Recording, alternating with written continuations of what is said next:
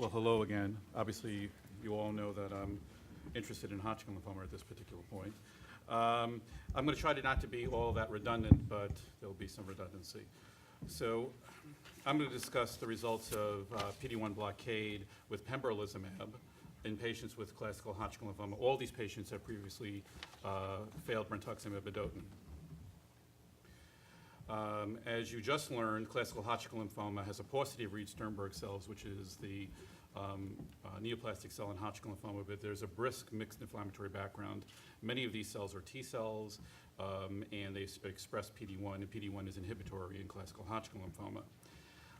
It is very interesting, the story about 9p224 and its resultant overexpression of both PD-L1 and PD-L2. In addition, half of Hodgkin lymphoma patients have been exposed to EBV.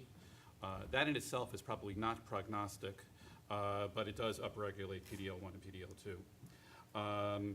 In fact, it's unclear to me if you even need to stain Reed-Sternberg cells for PD-L1 and PD-L2 because it's almost uniformly seen. So Pembrolizumab is a humanized monoclonal IgG4 antibody against PD-1. There's a high affinity for the receptor. It's dual blockade of both PD-L1 and PD-L2. PK dosing is evolving, but it can be given every 2 to 3 weeks. It's demonstrated a wide variety of activity in solid tumor. As you know, this agent was approved in melanoma this year.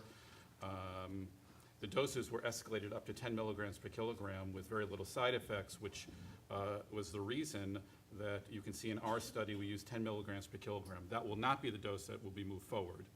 It will be a dose that's analogous to nivolumab. But this study included patients with classical Hodgkin lymphoma.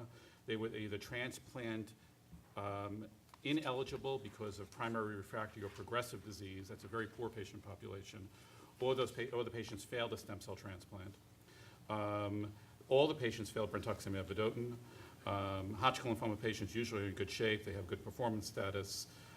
Both of these drugs, in fact, all the checkpoint inhibitors have been associated with some mild autoimmune phenomena and endocrinopathies. And patients with interstitial lung disease were excluded. Specifically, patients with a history of gliotoxicity or radiation pneumonitis probably should not get a checkpoint inhibitor. Patients received Pembrolizumab.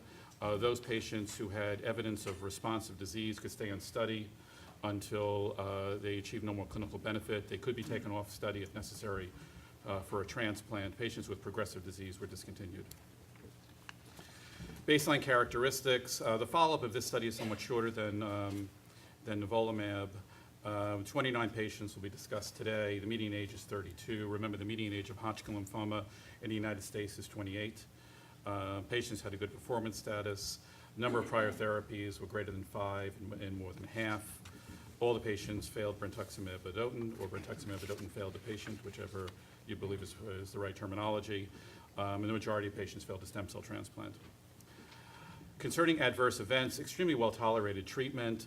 A few grade 3 events. Actually, the patient who had hypoxia did not have pneumonitis. One patient had axillary pain that was severe in a tumor site, probably related to tumor inflammation, but very few events. Here's the waterfall plot, which is really quite good. Almost all the patients had some evidence of tumor shrinkage. The complete responses in red, partial responses in light blue, stable diseases in purple.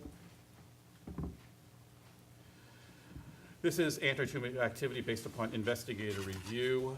These are the cohorts, kind of divided between transplant ineligible and transplant eligible. The overall response rate is 66%. 6 patients had a complete response based upon PET imaging.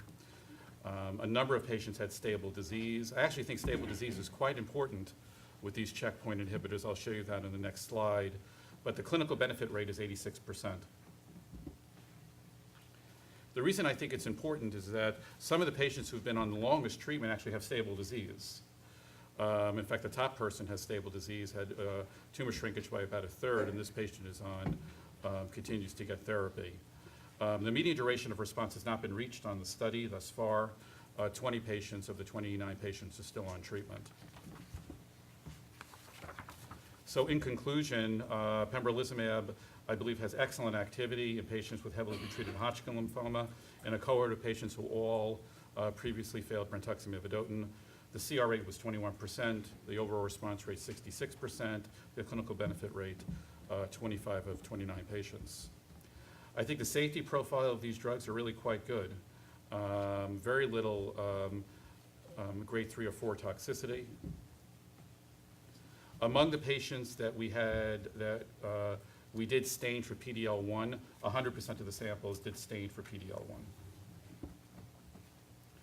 I do believe that the results of this study should implore really both companies to continue research with PD-1 inhibitors in a variety of subsets of patients with classical Hodgkin lymphoma. Thanks for your attention.